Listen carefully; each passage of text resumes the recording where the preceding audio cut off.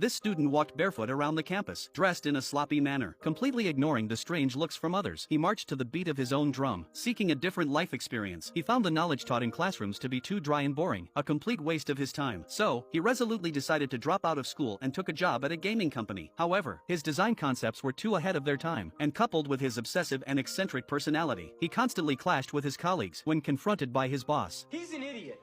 You know, and half the people around here don't know how to design shit.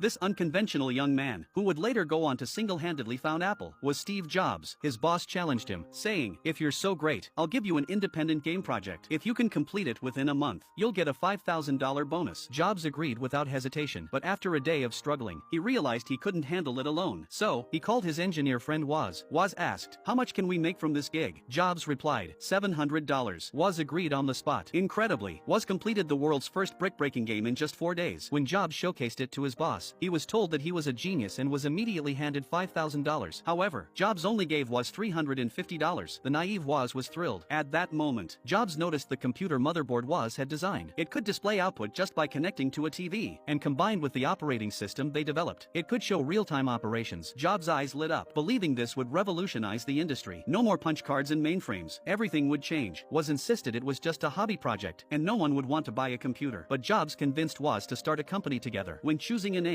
Jobs wanted something that would resonate with people, making them feel compelled to buy the moment they saw it. After a brief contemplation, a name that would change the world came out. Naming it after a fruit. Apple computer.